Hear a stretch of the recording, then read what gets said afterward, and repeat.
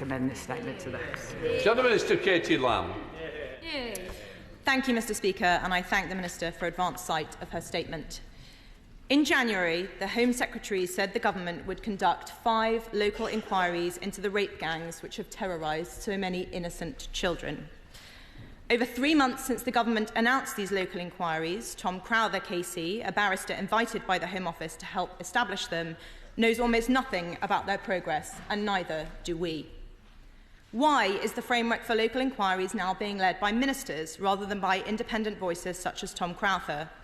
Why is the £5 million set aside for inquiries no longer being allocated but instead delivered on an opt-in basis? And what does the government intend to do about local leaders who say there is no need for an independent inquiry, like in Bradford or in Wales? The girls we are talking about, Mr Speaker, are predominantly white. The men who preyed on them were predominantly Muslim, generally either from Pakistan or of Pakistani heritage. One of the victims from Dewsbury was told by her rapist, I quote, "We're here to fuck all the white girls and fuck the government." Will the Minister accept that, in many cases, these crimes were racially and religiously aggravated? How, without a national inquiry, can we understand what part these factors played? There is no question that the state has failed these children time and again. Take the case of Anna from Bradford. Vulnerable and in residential care, at the age of 14, she made repeated reports of rape and abuse to social workers who were responsible for her.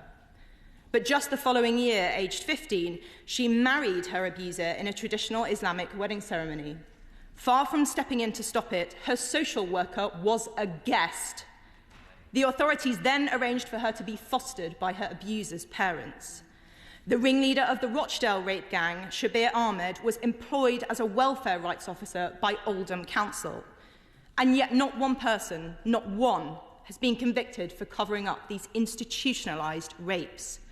So why have ministers refused to establish a dedicated unit in the National Crime Agency to investigate councillors and officials accused of collusion and corruption? And I am sorry to say that that unit, Mr Speaker, must also investigate police officers. In one case, the father of an abuse victim in Rotherham was arrested by South Yorkshire Police when he attempted to rescue his daughter from her abusers. He was detained twice in one night while, on the very same evening, his daughter was repeatedly assaulted and abused by a gang of men. It is clear these criminals were unafraid of law enforcement. In Kirklees, Judge Marson said, "You were seen with your victim on at least 3 occasions by the police. None of that deterred you, and you continued to rape her." How, without a national inquiry, can we know how and why these monsters enjoyed effective immunity for so long, and how can we be sure it will not happen again? We on this side of the House have voted for a national inquiry and tabled amendments which would guarantee the publication of ethnicity data on a quarterly basis, terminate the parental rights of convicted sex offenders, and make membership of a grooming gang an aggravating factor during sentencing so that offenders get the longer, harsher sentences they deserve. Will the Minister commit today to adopting these amendments to protect our children? Finally, I would like to read to the House one particular ordeal, just one example of what these children have suffered. I must warn colleagues, and especially those in the gallery, that this is extremely graphic, but we must not look away or sanitise this evil. Sentencing Mohammed Karar of Oxford to life in prison, Judge Peter Rook said, "You prepared your victim, a 13-year-old girl, for gang anal rape by using a pump to expand her anal passage. You subjected her to gang rape by 5 or 6 men. At one point, she had 4 men inside her. A red ball was placed in her mouth to keep her quiet. When she was 12, after raping her, she threatened you with your lock knife. Your reaction was to pick up a baseball bat with a silver metal handle, strike her on the head with it, and then insert it inside her vagina. This is not about me. It is not about the Minister or the Home Secretary or any of us in this chamber. It is about them. Little girls up and down our country whose brutal and repeated rapes were permitted and hidden by those in the British state whose job was to protect them. They deserve justice. In 5 towns, these children and their families may get partial answers. But I have mentioned 5 towns in the last few minutes alone, and there are at least 45 more. In those places, they will get no answers at all. What does the Minister have to say to them? The British people deserve to know the truth. What darker truths does the suffering of these girls reveal about this country? And why won't the government find out? Minister. I thank the Honourable Lady. I think it's a shame that she only referred to one sort of child abuse victim when the statement is clearly about all child abuse victims, of which there should be no hierarchy of who is.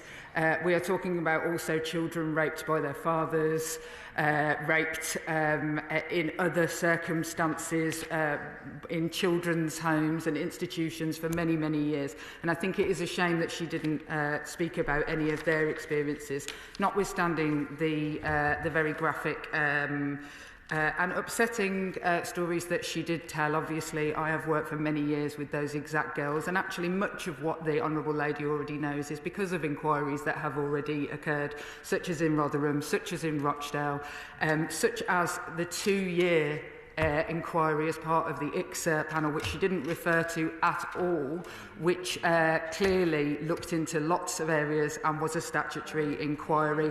I wonder if she maybe wants to readdress herself with the 200 pages of that report.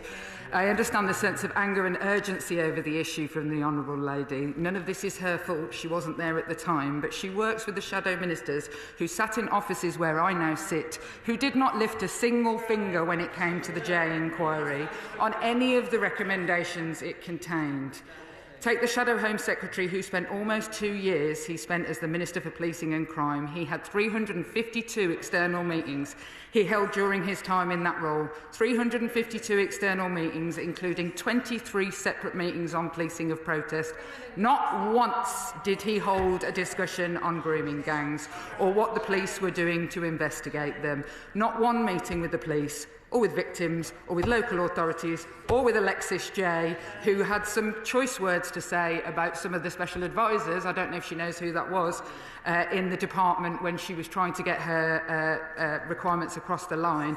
What I will say is that the government has today published an action plan with all of the details, a plan for the future that is systematic, that is not about headlines, it is about the front line. It is about how these things are going to take time in lots and lots of areas of our country, that this doesn't happen overnight because somebody wins a political argument. It's going to take work, and I very much welcome her joining me, unlike for the years I was doing it, when the current Shadow Home Secretary never bothered. Paul Wolfe. Mr. Speaker, can I welcome today's action plan, and can I welcome in particular the creation of a new Child Protection Authority and the doubling of funding of those groups who are helping survivors and victims of child abuse up and down the country. The independent inquiry into grooming gangs in Rochdale, commissioned by Greater Manchester's Mayor Andy Burnham, was detailed and thorough and found serious failings by the statutory authorities. The priority now for my constituents is to make sure we're protecting women and girls in the here and now, as well as convicting perpetrators of past crimes. But few people know that there's no specific criminal offence of grooming. So can I thoroughly welcome the government decision to make grooming an aggravating offence in child sex abuse with longer sentences, something that was long overdue and something recommended by the Alexis J inquiry and something ignored by the previous government? Minister. I thank the Honourable Gentleman, and I have really enjoyed working with him on these issues and other people in Rochdale over the years. I very much hope that in a place like Rochdale, where they have already had independent inquiries, that they will be able to access some of the flexible fund to do follow-up work on where we are now, for example, that is victims-led, and I look forward to working with him in the future. And yes, I too am pleased that grooming will be an aggravating factor. It was a recommendation by Jay, in fact, even before the final ICSA recommendations. Liberal Democrat spokesperson Anna Sabine. Thank you, Madam Deputy Speaker. I thank the Minister for advanced foresight of the statement and for the progress update to Parliament as promised. We welcome the progress being made by the Government on this issue that tragically continues to blight our society. As the Minister said, children across this country are still victims to these abhorrent crimes, and survivors await justice from previous abuse and exploitation. As members across this House would echo, the Liberal Democrats believe no child should ever be subjected to sexual abuse or exploitation, and it's clear that real